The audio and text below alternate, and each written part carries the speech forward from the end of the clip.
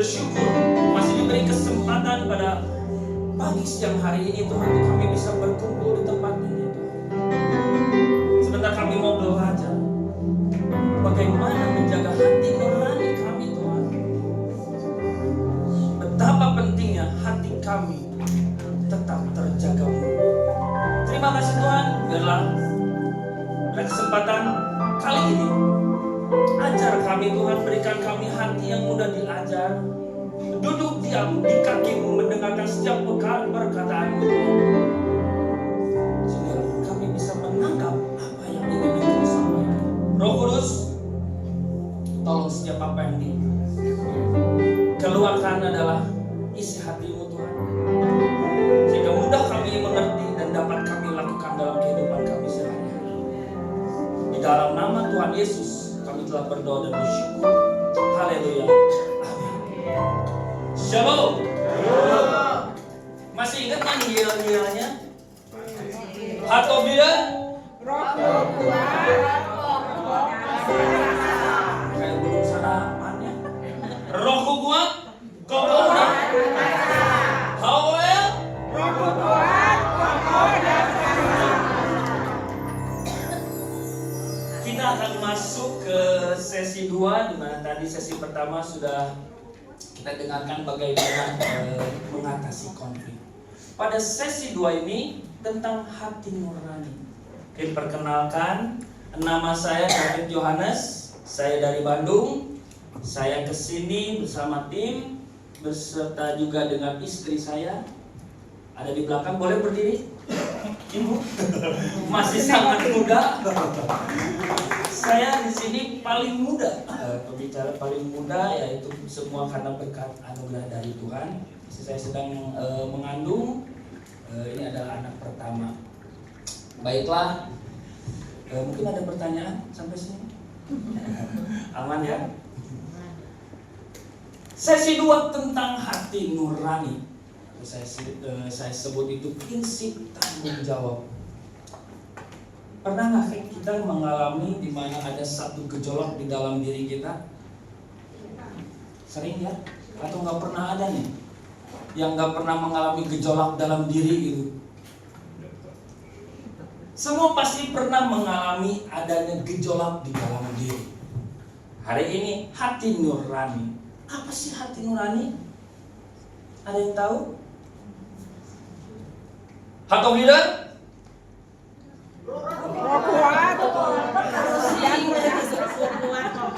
Ini masih pagi ini belum.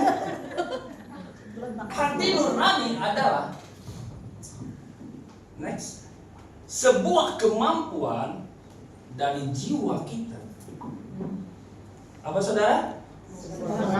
Sebuah kemampuan dari jiwa kita untuk membedakan mana yang benar dan mana yang salah. Kadang-kadang membedakan mana yang benar dan mana yang benar. Kita nggak pernah ngerasa salah. Amin. Ada di sini yang pernah merasa salah? Aduh, saya salah nih. Ada nggak? Misalkan lagi berbeda pendapat dengan misalkan suami istri, dengan pasangan atau dengan orang lain berdebat, siapa yang salah? Dia Yang salah. Hati nurani adalah sebuah kemampuan dari jiwa kita membedakan yang benar dan yang salah. Berarti ada dua pilihan. Nah, dua pilihan ini kalau kita lihat gambar yang sebelah sana, bisikan siapa? iblis. Sebelah sini bisikan siapa? Malaikat Tuhan. Sering dengerin bisikan siapa? Malaikat.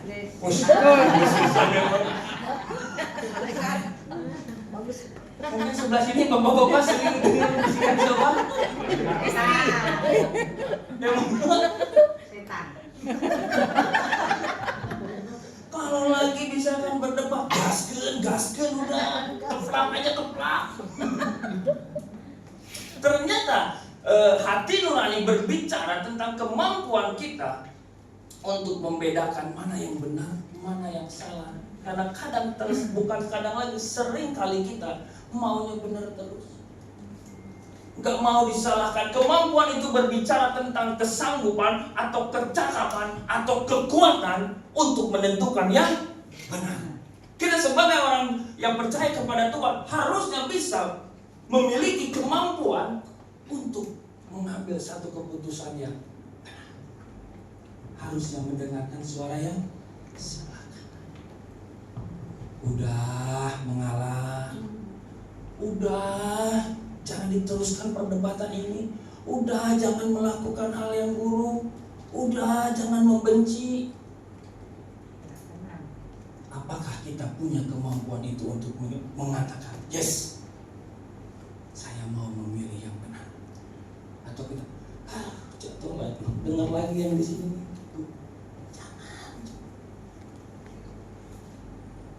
Saat kita sedang melakukan hal-hal yang tidak benar, atau saat kita melakukan hal-hal yang salah, dan kita nih tidak merasa bersalah, berarti ada masalah di dalam hati. Rani, pernah nggak kira-kira Bapak Ibu mengalaminya? Enggak sekali. Sering? Luar biasa. Katakan luar biasa. Luar biasa. Atau benar? Roh kuat, power dan perkasa. Kalau kita sedang melakukan hal yang buruk, melakukan yang tidak benar dan anteng-anteng santai saja. Ketika kita membalas orang lain berbuat jahat, balas. Kalau kita dicubit,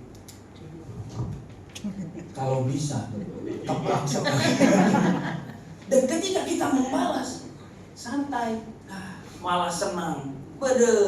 Apalagi melihat orang yang bersalah kepada kita, orang yang dulunya menyakiti kita, datang minta tolong. Apa responnya Ibu? Sorry Dori Mori boy. Lu dulu aja, ingat gak? Waduh, bahagia kan melihat orang yang menyakitin kita mengalami kesusahan. Jujur ya Pak. Saat kita berbahagia, padahal kita kan udah diajarin ya. Apa diajarinnya emang? Ngampuni. Tetapi saat kita, berarti kita dalam keadaan salah, dan kita malah anteng-anteng, malah senang. Hahaha, syukur loh. Berarti hati nurani kita sedang bermasalah. Dulu saya digodok Tuhan di dalam penjara. Saya kena 14 tahun penjara. Itu karena berkat kemurahan Tuhan, saya hanya menjalani 7 tahun. Keluarga saya, orang tua saya seorang pendeta, ibu saya, keluarga saya begitu baik terhadap saya. Banyak orang berbicara atau berkata gitu, berpendapat bahwa orang yang berkelakuan yang enggak baik atau orang yang melakukan hal-hal yang buruk, latar belakangnya pasti buruk. Tapi saya adalah seorang anak yang latar belakang saya begitu baik, orang tua saya begitu baik. Mau nyalahin siapa? Orang tua saya baik sama saya, perhatian baik segala macam. Mau nyalahin keadaan, keadaan saya baik, tapi lupa ada apa dengan diri kita sendiri. Saat ini kalau kita masih ada di dalam diri kita jiwa memberontak, coba cek hati nuraninya. Jangan begitu gampang nyalahin si A, nyalahin si B, nyalahin keadaan, nyalahin A, B, C sampai pengalamannya dalam juga. Kita begitu mudah menyalahkan keadaan, kita begitu mudah menyalahkan orang lain tanpa melihat hati nurani saya lagi baik-baik aja atau enggak ya. Hari ini ketika hati nurani kita enggak baik, artinya apa? Firman Tuhan hanya sekedar dongeng, enggak masuk. Jadi ketika tidak ada firman Tuhan di dalam hidup kita, maka kita akan salah jalan terus. Artinya apa? Merasa yang kita lakukan benar, orang lain yang salah. Karena merasa apa yang kita lakukan benar terus, lagi di jalan yang salah pun merasa diri benar. Kenapa? Karena indikator kita bukan firman Tuhan. Karena pandangan kita salah dalam melihat keadaan. Oleh karena itu kita bermasalah di hati nurani. Kenapa harus diisi dengan firman Tuhan? Kenapa harus diisi dengan hal-hal yang positif sih? Karena cara kerja hati nurani berada di dalam otak kita. Next. Cara kerja hati nurani kita ada di dalam otak kita. Oleh karena itu betapa pentingnya indikator apa yang kita jadikan penuntun kita. Kita harus memiliki indikator yang benar dalam menjalani hidup. Jangan maunya tabrak mulu, senggol bacok, dicubit digigit, maunya balas terus. Jangan.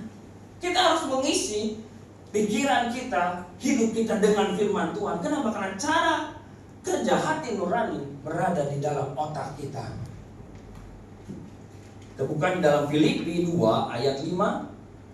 Hendaklah kamu dalam hidupmu bersama menaruh pikiran dan perasaan yang terdapat juga dalam Kristus Yesus. Nah, tadi hati nurani adalah kemampuan jiwa kita untuk membedakan. Di dalam jiwa terdapat apa aja?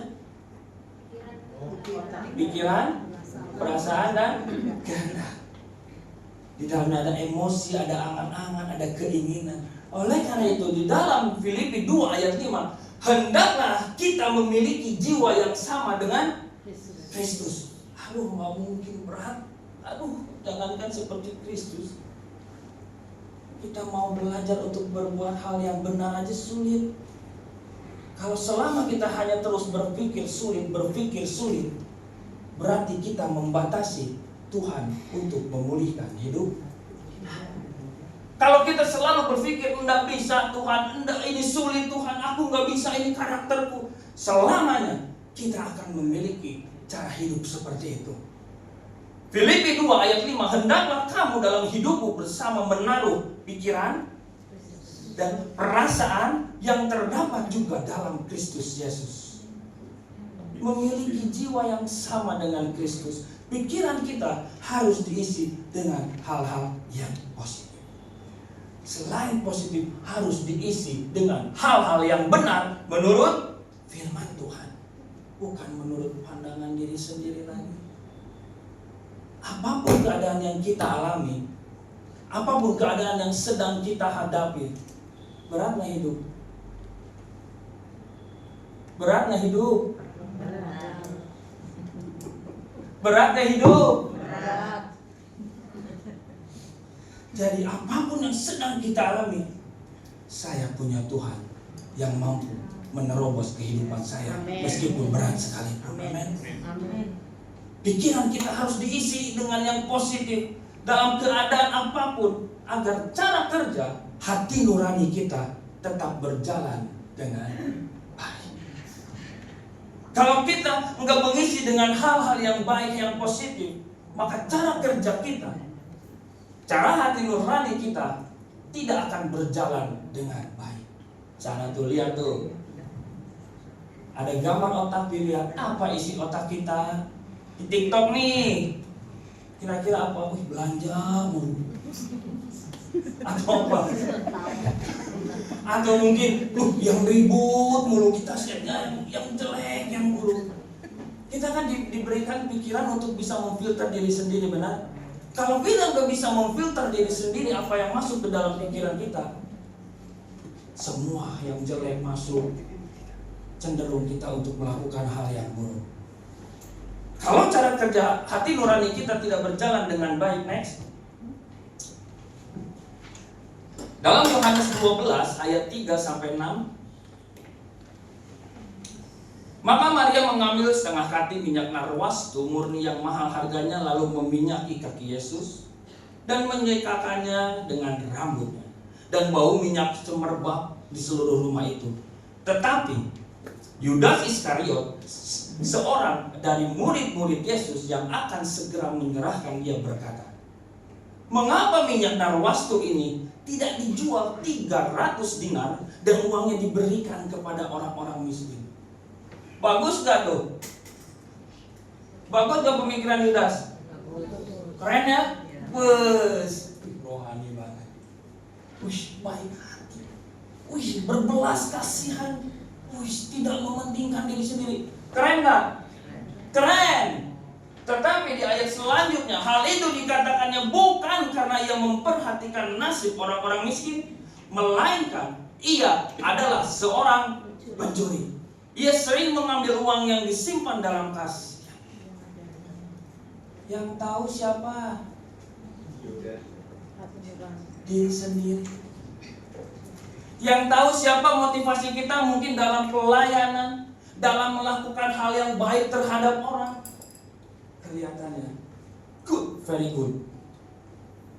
Tapi kedalaman hati kita, siapa yang dapat mengukur? Kita periksa dalam hati kita, apakah motivasi saya sudah benar ketika apa yang saya lakukan baik untuk orang lain, baik untuk diri sendiri, terlebih untuk Tuhan. Yudas terlihat sangat baik, namun protesnya itu ada maksud dan motivasi yang enggak benar. Ada motivasi yang salah. Kenapa? Hati nuraninya ada sesuatu bermasalah. Jangan sampai hati nurani kita bermasalah. Sangat disayangkan kita sebagai orang Kristen yang percaya kepada Tuhan. Tuhan udah mati di kayu salib buat kita, tapi kita masih menjaga kuat. Aduh, hati nurani saya harus bersih, harus tetap dijaga, jangan sampai kotor terus. Oleh karena itu, next, komitmen Rasul Paulus mengenai hati nurani. Kita bisa baca Kisah Para Rasul 24 ayat 16. Sebab itu aku senantiasa berusaha untuk hidup dengan hati nurani yang murni di hadapan Allah dan manusia. Dalam sederhananya, oleh karena itu saya selalu berusaha melakukan yang terbaik, supaya apa? Hati nurani saya tidak merasa bersalah, dan demikian saya hidup benar dalam pandangan Allah dan manusia. Harus selalu dijaga hati nurani tetap murni. Nih ibu-ibu di sini nih, perhiasan senang yang murni atau yang senang campuran? Murni. Bisa dijual lagi. Aku di mana-mana. Harus murni, artinya apa? Tidak bercampur dengan unsur lain. Kalau sesuatu yang murni, nilainya lebih Tinggi. kualitasnya lebih Tinggi. tinggi, lebih bagus. Maka kalau hati nurani kita murni, tidak bercampur dengan unsur lain, motivasi lain, saya yakin dan percaya kualitas hidup kita gini enggak? Mantap enggak? Harusnya. Kenyataannya oleh karena itu komitmen Rasul Paulus mengenai hati nurani, dia melakukan yang terbaik, menjaga bahwa hati nuraninya ini harus tetap murni, harus tetap dijaga, senantiasa terus menerus. Jangan hari ini oke, saya mau menjaga, besok lihat besok, lusa wah apa lagi. Yang penting hari inilah di tempat ini. Amin. Jangan sampai nanti keluar di sana. Kita harus tetap menjaga, artinya terus menerus. Kenapa? Karena persoalan akan datang tanpa diundang pun datang sendiri. Datang lagi, datang lagi, datang lagi. Aku mau menjaga. Oke, amin. 5 menit. Wih, ada aja yang menggoda kita agar hati nurani saya. Jadi ada usaha, ada tekad, ada niatan. Kalau nggak ada niatan, udahlah saya mah nggak mungkin bisa lah. Selamanya nggak akan mungkin bisa. Oleh karena itu, Rasul Paulus komitmen untuk menjaga hati nuraninya terus tetap murni, tidak bercampur dengan unsur lain. Ada ketulusan di dalamnya. Ketika kita memuji Tuhan, wah begitu luar biasa. Lalu ketika keluar, ini lagi pelayanan ya, kita lagi wah lagu mantap. Ada yang nyelek di luar. Kira-kira minggu depan pelayanan lagi enggak?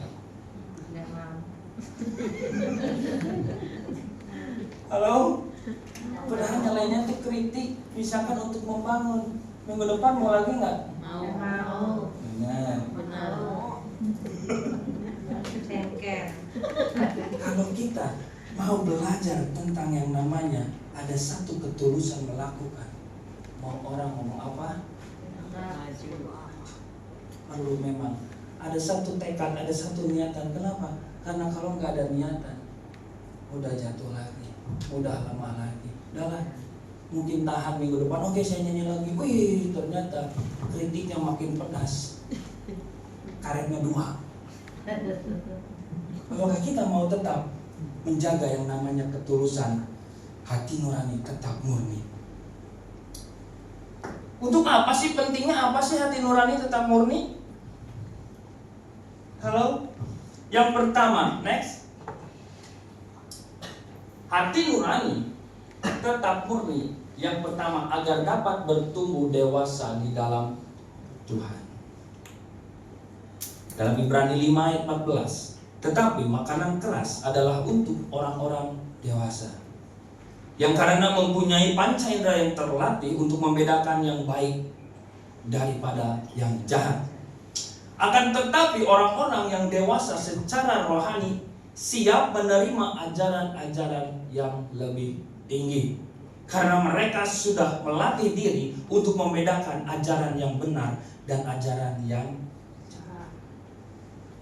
Kita kalau mau dewasa rohani, pentingnya hati nurani agar dapat bertumbuh dewasa. Dewasa artinya matang dalam sudut pandang, melihat keadaan, enggak cuma mikirin diri sendiri.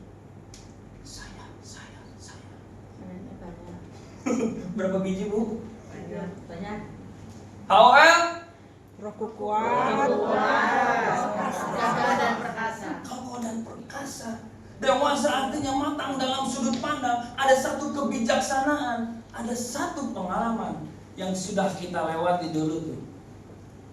Kita ada hari ini, kita ada saat ini.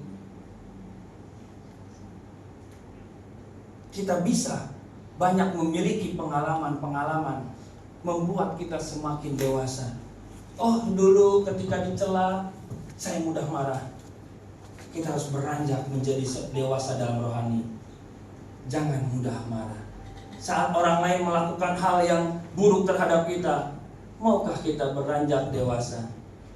Artinya saat dewasa dapat mengambil keputusan secara benar sesuai dengan firman Tuhan sebagai indikator.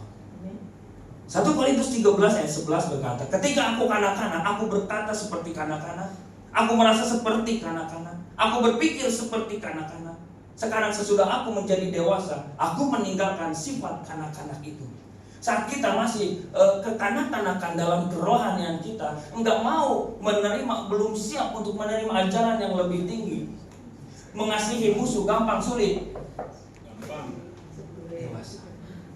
Bagi dewasa kerohanian yang masih kanak-kanak, ini apaan sih? Masa dia jahat, saya harus mengampuni? Kita ada di posisi mana nih kira-kira? Dewasa atau kanak-kanak? Yes. Ketika aku kanak-kanak, aku berkata seperti kanak-kanak. Aku merasa seperti kanak-kanak. Aku berpikir seperti kanak-kanak. Sekarang, sesudah aku menjadi dewasa, aku meninggalkan sifat kanak-kanak. Ada sesuatu yang ditinggalkan di belakang untuk kita bisa maju lagi ke depan. Kedewasaan rohani meninggalkan sifat kanak-kanak kita yang dahulu. Bersifat kanak-kanak selalu ingin dimengerti, selalu berfokus kepada kepentingan diri sendiri. Saya tadi,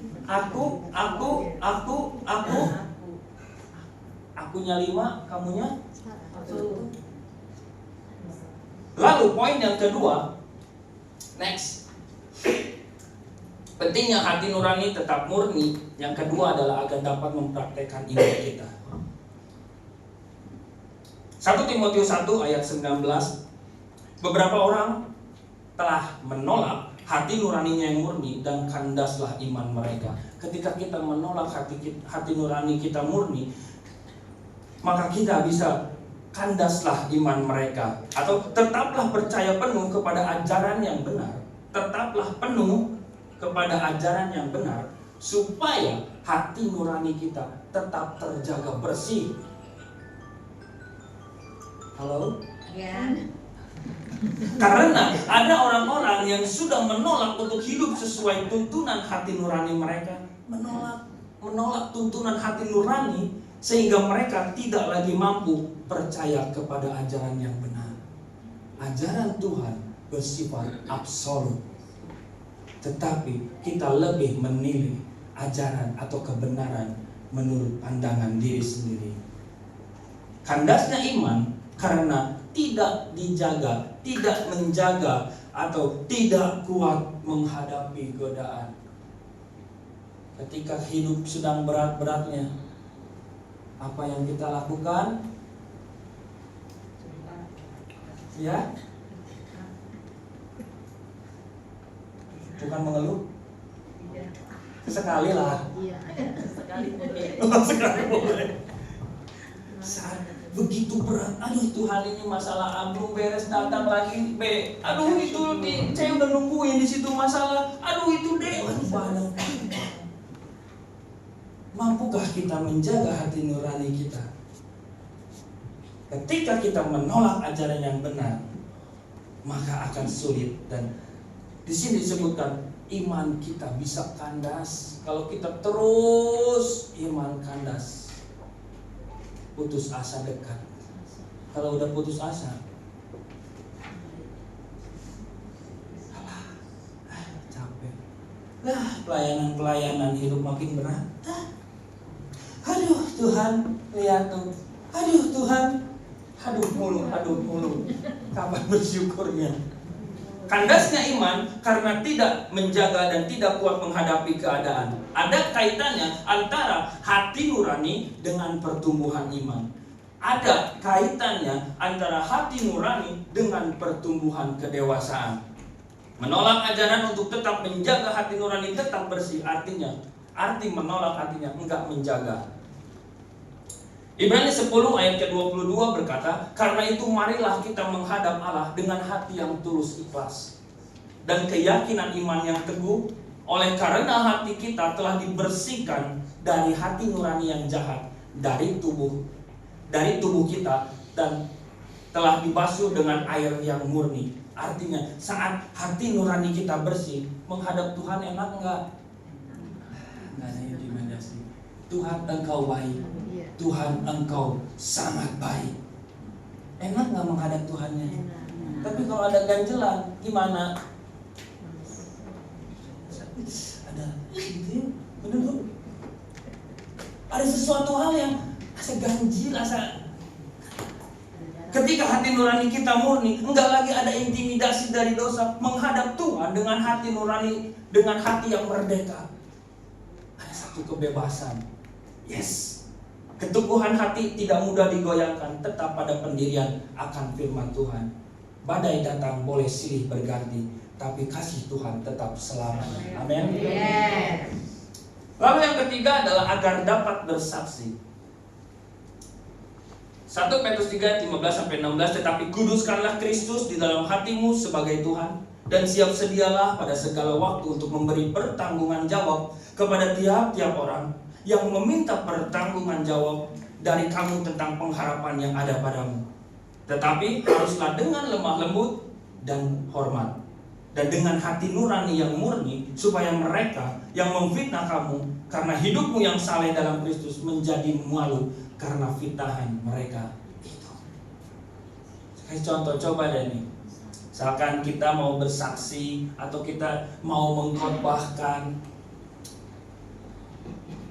paling gampang bohong deh, bohong. Kalau kita enggak menjaga hati nurani kita tetap murni, kita akan sulit untuk bersaksi. Kita nih suka bohong, lalu kita khotbahkan tentang jangan berbohong. Bisa enggak? Halo? Nggak bisa ya, ada satu pertentangan. Saudara-saudara, kita tidak boleh berbohong. Baru tadi pagi ngebohong. Bisa enggak? Bagaimana caranya kita bisa menjadi saksinya Tuhan? Bagaimana kita bisa bersaksi tentang Tuhan itu baik, tapi hidup kita masih selalu bertentangan karena hati nurani kita. Oleh karena itu betapa pentingnya hati nurani kita tetap murni agar kita dapat bersaksi. Ada orang yang belum mengenal Tuhan bisa melihat, beda ini, kenapa nih? Kok beda ya cara mengambil keputusannya ya? Loh kok beda dengan cara dunia ambil ya? Aneh nih, ada apa nih? Ketika kita mau bicarakan, yes, saya mau belajar karakter Kristus mau ada dalam hidup kita dan kita mempraktekannya. Enak gak kita bersaksinya? Dari intimidasi, benar? Amin? Amin. Kita akan masuk ke dalam ciri-ciri orang yang hati nuraninya kotor atau ada noda.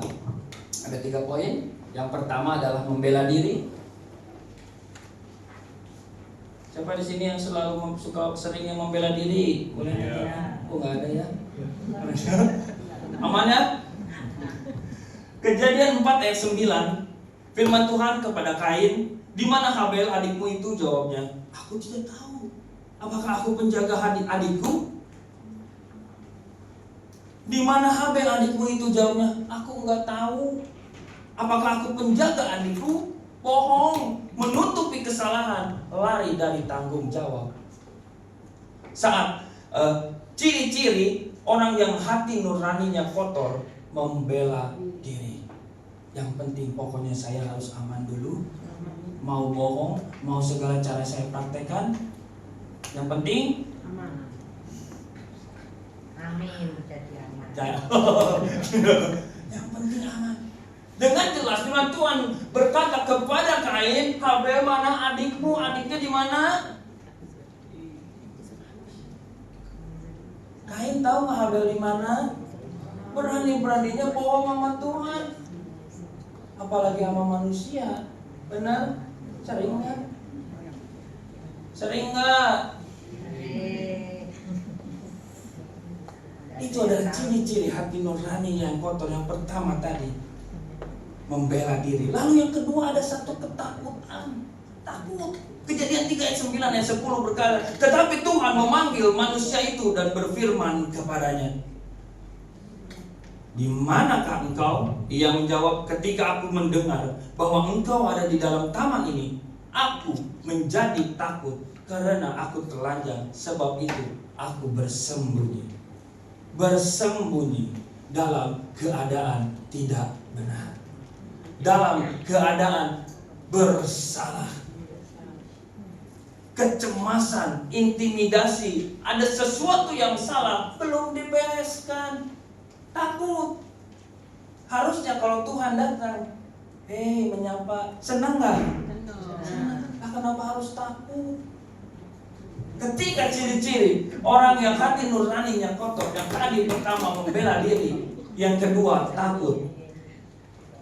Pikiran ngomong no, bibir ngomong gak sinkron. Harus jujur. Keluar. Ciri-ciri orang yang hati nuraninya kotor, nggak sinkron. Baru ini dua aja nggak sinkron, apalagi di sininya. Aduh, hatinya. Yang ketiga, ciri-ciri orang yang hati nuraninya kotor, kompromi dan menjadi munafik. Di Galatia 2 ayat 11 sampai 13, di mana Paulus menemukan Petrus Kefas dalam keadaan sedang kompromi dan menjadi munafik. Orang yang hati nuraninya kotor akan mudah untuk kompromi dan akhirnya menjadi munafik. Petrus dan Barnabas pernah mengalaminya, dan saya yakin dan percaya kita di sini pernah mengalaminya. Berkompromi dan menjadi munafik. Adanya satu kepura-puraan dalam diri kita. Tuhan Yesus baik, wah. Di rumah. Aduh, Tuhan. Ketemu orangnya. Jangan Tuhan berkata ya. Dia lagi. Lihat mukanya aja udah ini, tapi ketika ketemu muka dengan muka, senyumnya selebar iklan Pepsodent.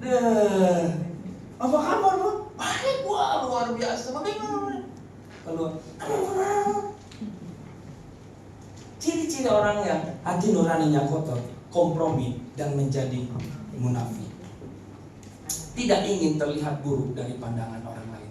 Betapa mengerikan. Lalu apa sih penyebab hati nuraninya kotor? Yakobus 1 ayat 21 berkata, sebab itu buanglah segala sesuatu yang kotor dan kejahatan yang begitu banyak, dan terimalah dengan lemah lembut firman yang tertanam di dalam hatimu, yang berkuasa menyelamatkan jiwamu. Yang berkuasa menyelamatkan jiwamu. Penyebab hati nurani yang kotor adalah hidup menyimpang dari kebenaran. Yang sebenarnya kebenaran itu memiliki kuasa untuk menyelamatkan jiwamu. Next. Jadi penyebab hati nurani yang kotor adalah hidup yang menyimpang dari kebenaran, yang padahal firman adalah yang berkuasa menyelamatkan jiwamu. Tetapi kita hidup menyimpang. Oleh karena itu, oleh sebab itu, buanglah segala sesuatu yang kotor, yang najis, yang jahat, yang masih ada pada diri kita. Lalu apa yang harus dilakukan? Rendah hati, menerima ajaran. Artinya rendah hati itu mau diajar. Ajaran yang diberikan oleh Tuhan dalam hati kita. Menyimpang artinya menjauhi terang, selalu berlawanan dengan firman Tuhan, selalu maunya menentang mulu, maunya pakai kebenaran diri sendiri. 1 Petrus 2 ayat 1, karena itu buanglah segala kejahatan, segala tipu muslihat, dan segala macam kemunafikan, kedengkian, dan fitnah. Kalau masih ada di dalam diri kita hal-hal tersebut, cepat buang. Jangan disimpan. Di rumah yang diberangkas isinya apa sih? Kalau di rumah yang diberangkas gitu, isinya apa sih? Emas, uang, apalagi buku tabungan, dokumen. Ada yang di berangkas gitu nyimpan kulit pisang? Ada nggak? Atau enggak plastik bekas makan ciki gitu, ada nggak? Nah ya, dibuangnya. Segala sampah yang ada di dalam diri kita, wah, bersihkan. Simpan sesuatu yang bernilai. Lalu bagaimana cara mempraktekkan hati nurani yang murni? Yang pertama adalah urusan kita dengan Tuhan, akui kepada Tuhan dan bertobat. 1 Yohanes 1 ayat 9 berbicara, jika kita mengaku dosa kita, maka Ia adalah setia dan adil, sehingga Ia akan mengampuni segala dosa kita dan menyucikan kita dari segala kejahatan. Next. Jadi langkah pertama untuk mempraktekkan hati nurani yang murni adalah akui kepada Tuhan, urusan saya dengan Tuhan. Gak usah banyak libatin orang lain, karena yang tahu diri sendiri adalah kita sendiri. Kita dan Tuhan yang tahu kedalaman hati kita. Akui kepada Tuhan. Lalu yang kedua adalah minta maaf dan restitusi. Kita rekonsiliasi dan restitusi atau penggantian. Yakobus 5 ayat 16 berbicara. Karena itu hendaklah kamu saling mengaku dosamu dan saling mendoakan supaya kamu sembuh. Doa orang benar bila dengan yakin didoakan sangat besar kuasanya melakukan pemberesan. Yang pertama, Tuhan, aku ampuni. Yang kedua, datangi orang yang sudah kita rugikan. Datangi orang yang sudah kita kecewakan. Lakukan penggantian. Misalkan kita merugikan dalam materi, lakukan, cari jalan solusi untuk kita membereskan. Apapun yang terjadi dalam hidup kita introspeksi diri. Apakah hati nurani saya dalam keadaan kotor? Apakah hati nurani saya dalam keadaan penuh dengan noda? Kedua hal tadi, melakukan pemberesan. Bila ada yang dirugikan, segera minta maaf. Ada satu video, silakan boleh ditayangkan suaranya. Sini ada seorang tahanan yang jatuh, itu polisinya. Tahanan tersebut di Borgol. Polisinya tersedak oleh permen karet. Dia minta tolong kepada orang yang ditangkapnya tadi. Oke.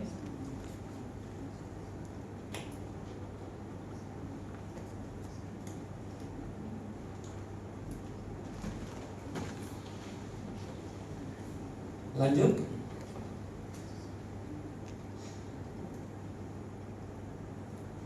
Ketika minta tolong, dia memberikan kuncinya kepada orang yang ditangkapnya, kepada tersangka, lalu menolongnya. Membuat permen yang tersedak tadi akhirnya bisa keluar dan hidup polisi bisa diselamatkan. Dia menolong orang yang menangkapnya karena manusia masih punya nurani. Itulah yang membedakan manusia dengan yang lainnya. Kita lihat. Dia minta diborgol lagi. Enggak. Enggak aji mumpung saudara ya.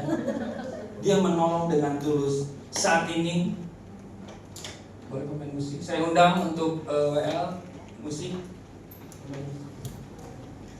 Saat ini kita mau belajar. Saat ini kita mau dibentuk. Saat ini kita mau, apakah di dalam hati kita, di dalam diri kita masih ada hal-hal yang kotor, masih ada hal-hal yang tidak sesuai dengan firman Tuhan, masih ada motivasi lain. Mungkin audionya bisa dinyalakan kembali.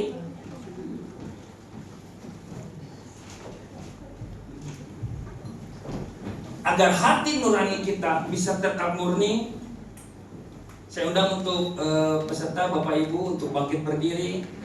Mari kita periksa di dalam hati kita, di dalam diri kita.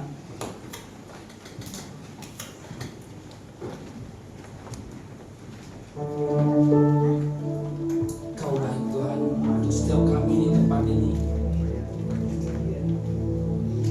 Saat kami tak melihat jalan-Mu, Tuhan mampukan kami untuk mau belajar menjaga hati nurani kami tetap murni, Tuhan.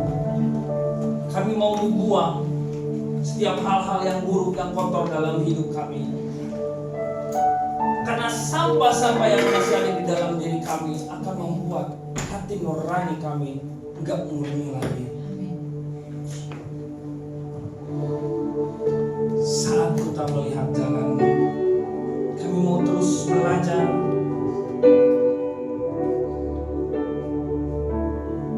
Saat kita melihat jalan,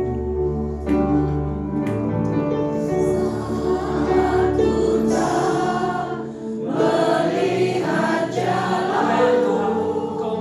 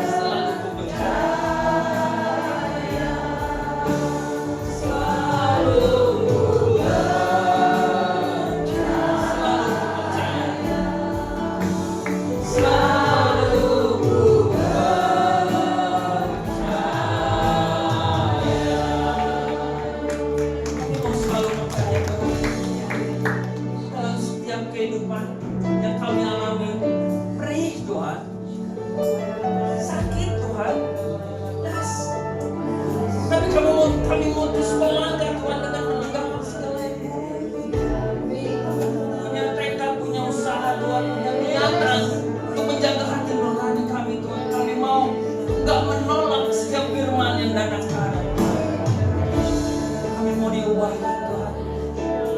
Kami mau buang segala yang kotor Tuhan. Karena Engkau Allah yang setia dan adil Tuhan. Ampuni kami untuk setiap dosa-dosa kami, hal-hal yang buruk Tuhan. Kami pun teringat untuk setiap orang yang sudah kami rugikan. Kami mengingat kami. Kami mau ambil satu komitmen untuk meminta maaf dan melakukan pemberesan. Karena dengan hal seperti itu, kami menjaga hati nurani kami tetap. Terima kasih Tuhan. Siap firman sudah dikatakan. Kami percaya Engkau yang terus bekerja dalam kehidupan kami. Selalu mengingatkan kami, selalu menolong kami, selalu memimpin setiap langkah kami. Di dalam nama Tuhan Yesus kami telah berdoa dan bersyukur. Haleluya. Amin.